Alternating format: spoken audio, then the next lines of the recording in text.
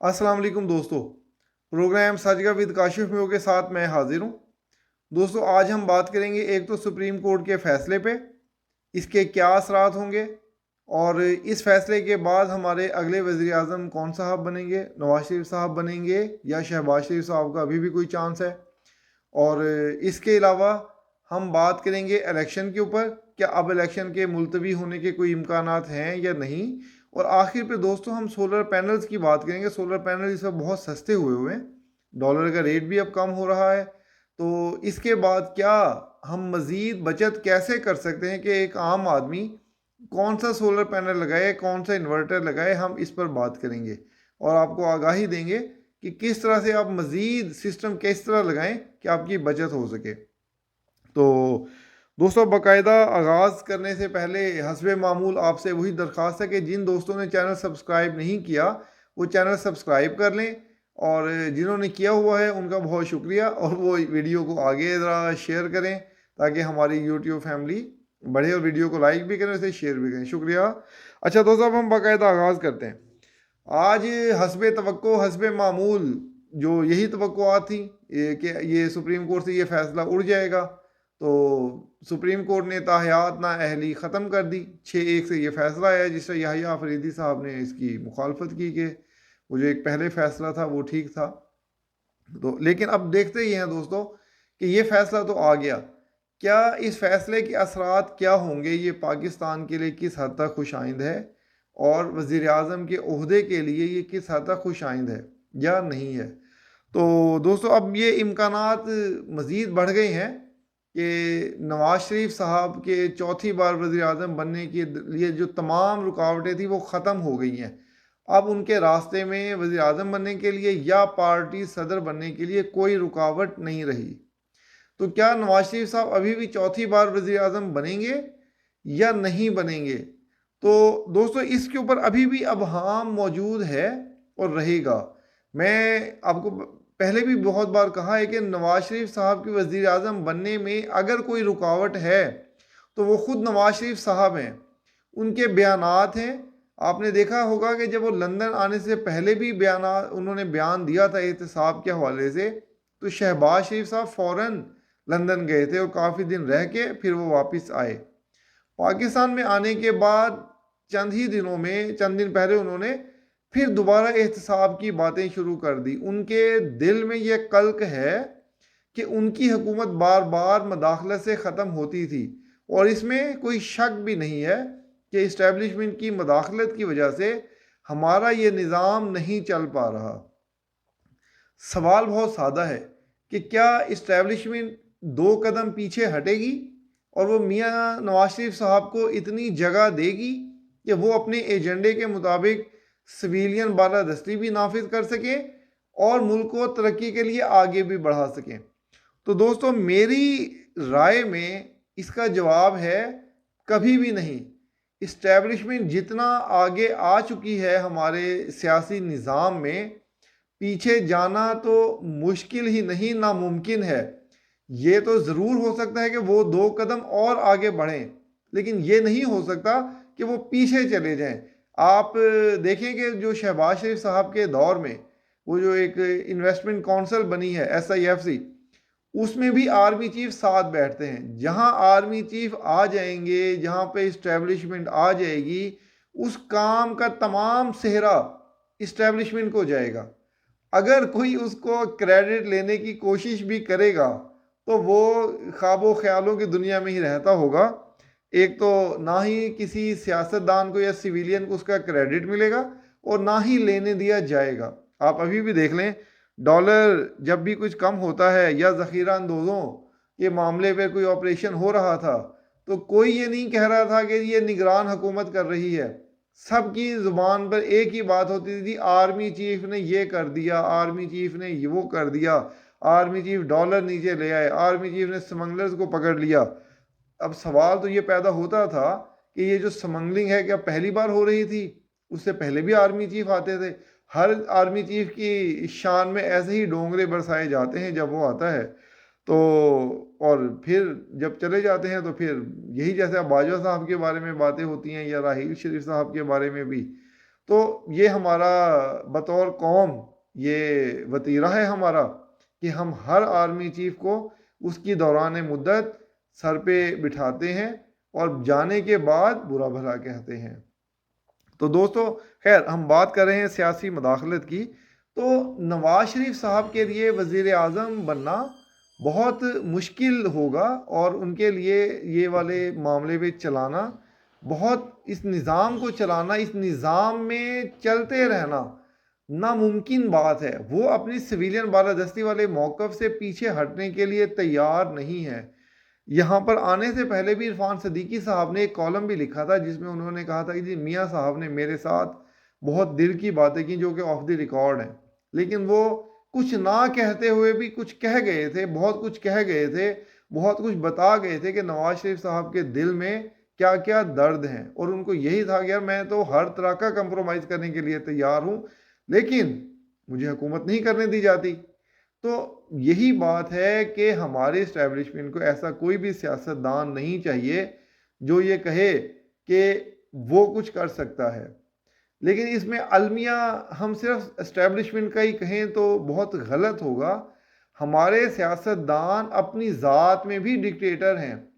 जिस तरह इस्टेब्लिशमेंट नहीं चाहती, उसी तरह हमारे सियासतदान भी नहीं चाहते कि उनकी बजाय कोई और जो है ना लीडर जमात में पैदा हो।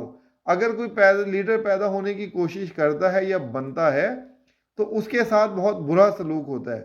तो हर जो है सियासी सरबराह चाहता है कि उसके बाद उसका बेटा, भाई, बेटी वही जमात को संभाले, वही वज़ीर आज़म के ओहदे पर बने। मजबूरी में तो किसी और को बना देते हैं, लेकिन 5 साल के लिए किसी को नामजद नहीं करते। बेनज़ीर साहिबा ने अपने दौर में अमीन फ़हीम साहब को नहीं बनने दिया। अब बिलावल साहब हैं तो पीपल्स पार्टी की भरपूर कोशिश है कि बनाया जाए। यूसुफ रज़ा गिलानी को सिर्फ इसलिए बनने दिया क्योंकि उस वक़्त बिलावल साहब बहुत छोटे थे और जरदारी साहब की बतौर वज़ीर आज़म कबूलियत मंजूर नहीं थी, तो इसलिए वो सदर बने और वज़ीर आज़म ने बनाया। हाँ, अब बिलावल साहब मैदान में है, पीपल्स पार्टी अब बना कर दिखाए किसी और को। इसी तरह नून लीग भी किसी और को नहीं बनाएगी। तो कोई भी जमात, जब ये जमातें खुद अपनी ज़ात में डिक्टेटर हैं, अपनी जमातों में जमहूरियत लाने के लिए तैयार नहीं है, तो मुल्क में भी जमहूरियत नहीं आ सकती। सिर्फ इसमें इस्टेब्लिशमेंट का कसूर नहीं है, वरना मौका मिले तो जिस तरह भी मोहसिन नकवी साहब ने काम करके दिखाया है, तो शहबाज शरीफ साहब की बहुत तारीफ़ें थी, लेकिन मोहसिन नकवी साहब ने काम करके बताया है कि कोई और भी काम कर सकता है, सिर्फ मौका मिलने दें। तो हमारे सियासतदान मौका नहीं देते। तो दोस्तों, वफाक में जो मुझे बनती नज़र आ रही है, ये तो वाज़ेह है कि हुकूमत नून लीग की होगी, लेकिन उस नून लीग में वफाक में जाएंगे शहबाज शरीफ साहब, वो नवाज शरीफ साहब के साथ होंगे। तमाम मामलात को शहबाज शरीफ साहब ही देखेंगे, जैसे वो अभी जमाती मामलात को देख रहे हैं। तो ये कहा जा सकता है कि नवाज शरीफ साहब को इज़्ज़त देने के लिए उनको एक बतौर सरबराह ममलिकत वो हों, लेकिन चीदा चीदा मामलात या जो ऐसे हुकूमती मामलात होंगे उन्हें शहबाज शरीफ साहब देखेंगे और बतौर डिप्टी वज़ीर आज़म वो इसको चलाएंगे। पंजाब में अगर नवाज शरीफ साहब वज़ीर आज़म बने तो फिर आपको हमज़ा शहबाज बतौर वज़ीर आला नज़र आएंगे। ये नहीं होगा कि नवाज शरीफ साहब वज़ीर आज़म हो और मरीम नवाज साहिबा वज़ीर आला हो, ये नहीं होगा। तो अभी ये क्या होगा, ये तो अब 9 फरवरी के बाद ही मालूम होगा, क्योंकि ये भी हो सकता है कि वज़ीर आज़म शहबाज शरीफ साहब बन जाए, क्योंकि इस्टेब्लिशमेंट को जिस तरह से वो चला सकते हैं मेरे ख्याल में और कोई और नहीं चला सकता। तो दोस्तों, अब ये तो है मामलात ऐसे। बल्कि दोस्तों, एक मैं तजवीज़ भी देता हूँ, मेरे ख्याल में हमारी सियासी जमातों को, क्योंकि हुकूमत तो इनको पता है कि सबको इस्टेब्लिशमेंट की मर्ज़ी के बगैर नहीं आती, तो एक तरमीम आइनी कर लें। या तो ये वज़ीर आज़म के ओहदे की मियाद 3 साल कर दें, या फिर आर्मी चीफ़ की मुद्दत मुलाजमत 5 साल कर दें, ताकि जो भी आर्मी चीफ़ आए वो अपनी मर्ज़ी का वज़ीर आज़म और अपनी मर्ज़ी की हुकूमत बनाए, 5 साल उसे चलाए और फिर जब नया आर्मी चीफ आए वो अपनी मर्जी का वज़ीर आज़म मुंतखब कर ले, सेलेक्ट कर ले, जिसको हम सेलेक्ट कहते हैं। तो या फिर वज़ीर आज़म को 3 साल कर दें, ताकि 3 साल आर्मी चीफ की मुद्दत में 3 साल तक इस्तेहकाम से चलता रहे मामला, और फिर एक्सटेंशन का वो भी ख़त्म हो जाएगा। फिर जो नया आर्मी चीफ आएगा वो भी अपनी मर्ज़ी से चलेगा। तो इस तरह से ही पाकिस्तान में इस्तेहकाम आ सकता है, वरना पिछले 75 साल में हमारा कोई वज़ीर आज़म हुकूमती मुद्दत पूरी नहीं कर सका, और जो लक्षण चल रहे हैं उसके मुताबिक अगले 75 साल भी शायद कोई ना कर सके। तो ये अलमिया है, और इस अलमिया के ऊपर हम क्या कह सकते हैं। तो बस दोस्तों, दुआ करनी चाहिए अल्लाह ताला पाकिस्तान के हालात पर रहम करे, और हमारी सियासी जमातें भी अपने अंदर मिसागे सियासत करें, वो अपने अंदर जमहूरियत लेकर आएँ, तो यकीनन इस्टेब्लिशमेंट भी पीछे जाने पर मजबूर हो जाएगी। जब तक जमातों में जमहूरियत नहीं आएगी, हमारे मुल्क में भी जमहूरियत नहीं आ सकती। चलिए दोस्तों, अब मैं आपके साथ इलेक्शन की बात करते हैं। इलेक्शन तो 8 फरवरी को ही है। कल आपको मैंने बताया था कि वो जो सेक्रेटरी हैं इलेक्शन कमीशन के, उमर हमीद साहब, उनकी तबीयत नासाज है और उन्होंने इस्तीफ़ा दिया है, जो कि मंजूर नहीं हो रहा था। और आज इलेक्शन कमीशन की तरफ से वजाहत भी आ गई, उन्होंने आसिफ साहब को सेक्रेटरी का इजाफी चार्ज दे दिया है, और जब सेहतयाब होकर वापस आएंगे उमर हमीद साहब तो अपनी जगह संभाल लेंगे। तो दोस्तों, अब आप वक्त तो काफ़ी गुजर चुका है। खैर, ये सोलर पैनल के हवाले से आपने देखा होगा कि डॉलर भी मज़ीद कम हो रहा है, और इम्कान है कि जब 11 जनवरी को IMF से हमारी किस्त मंजूर हो जाएगी तो डॉलर मज़ीद कम होगा। तो ऐसे में जो कि सोलर पैनल्स पहले ही तकरीबन कोई 50% तक कम हो चुके हैं, तो उनका मज़ीद कम होने के इम्कानात हैं।